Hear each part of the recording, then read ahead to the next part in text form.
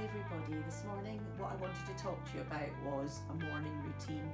I think it's really important to bookend your days with a really good morning routine and nighttime routine, and then anything that happens in between you can cope with. I remember when my daughter Emily was little, she was about, she must have been about two and a half, and the health visitor spoke to me and said, is there anything you need help with? And I remember saying, if I could just get her to bed at night, I can cope with everything else.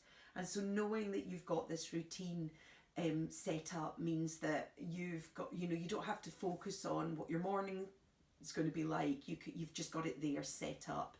And I know that speaking to people on the phone at the moment, a lot of people are finding they're most anxious in the morning. And we're woken up with cortisol, which is our stress hormone. So we might wake up feeling more stressed and anxious than as we'll feel as the day goes on. It takes about 20 minutes for the prefrontal cortex, which is our sort of rational brain, to sort of become fully awake and alert. So the first 20 minutes can be a time of anxiety for people, or people feeling maybe a bit down. So having this morning routine is really important to keep us grounded. And another thing to think about is that as humans, we love routine. Our brain takes up the most enormous amount of energy, the most amount of energy that our body uses. And so if we can sort of take a bit of that energy and put it into a routine, then it frees the brain up to do other things.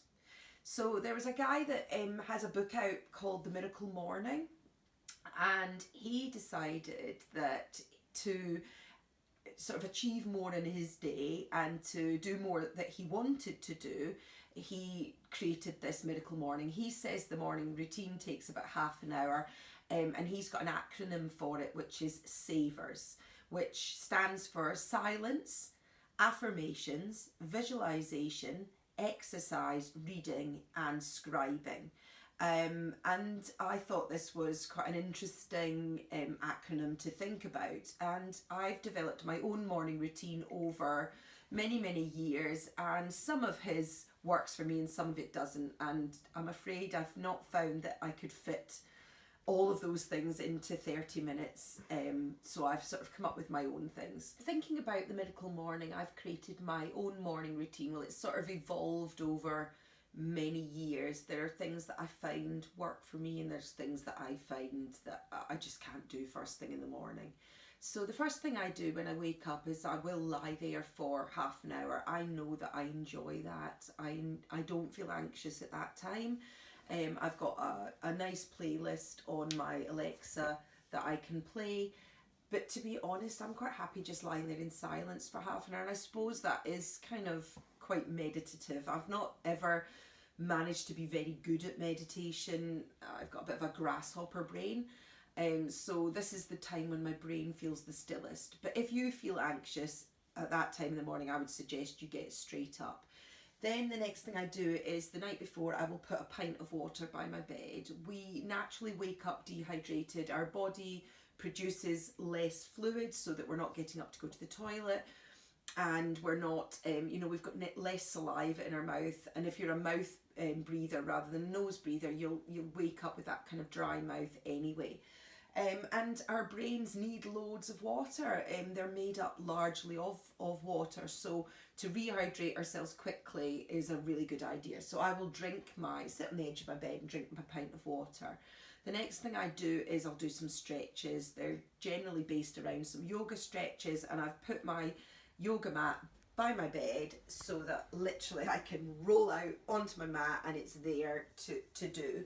If you're struggling with what stretches to do, Yoga with Adriene is really good. It's on YouTube.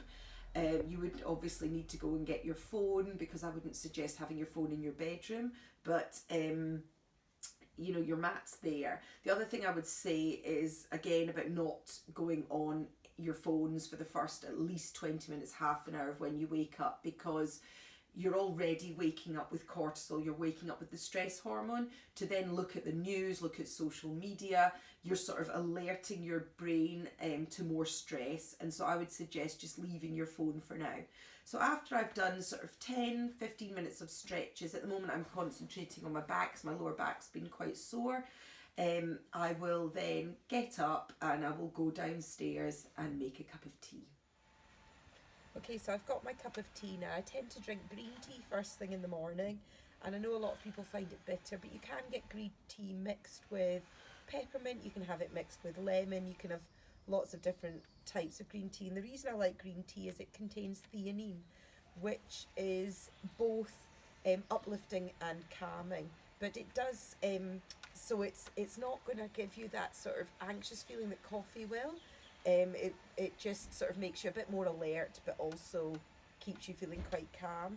And it's not going to, it's also just some more liquid, so it's more hydrating than coffee is going to be.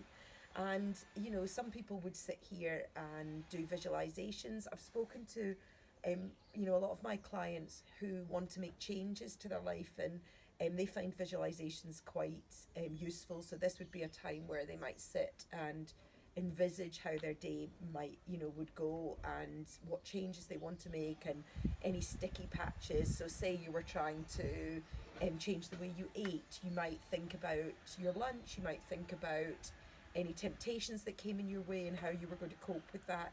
Or if you were trying to change the way you behave at work, you might try and visualize the person you want to be and how you want that person to, how that person would act.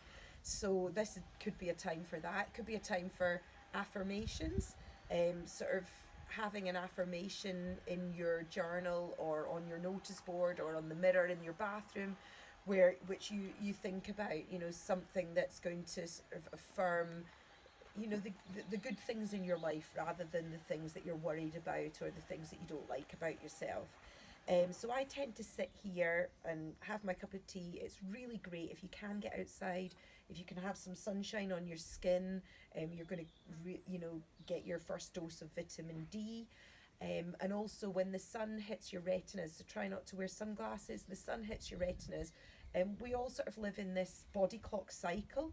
And this is the first way of telling your sort of brain we're outside, we're awake, we're alert, and it gets us ready. It sounds really ridiculous when it's first thing in the morning, but it gets us ready to sleep at night. So all the things that you do in the morning are going to help your nighttime routine. So after I've had my cup of tea, I will tend to journal. And journaling is a kind of video all in itself, because I'm going to sort of talk you through journaling, why I find it so useful, why I really love it, why it's something that has become a real passion of mine, and so we can do that in a whole other video. So I hope this video has shown you how important a morning routine is, how it can lessen your anxiety, how it can make your day more productive, how it can make you feel better about yourself, and it can free your brain up to do other things. I really hope that you can start to think about your own morning, and create your own routines that you enjoy and help you through.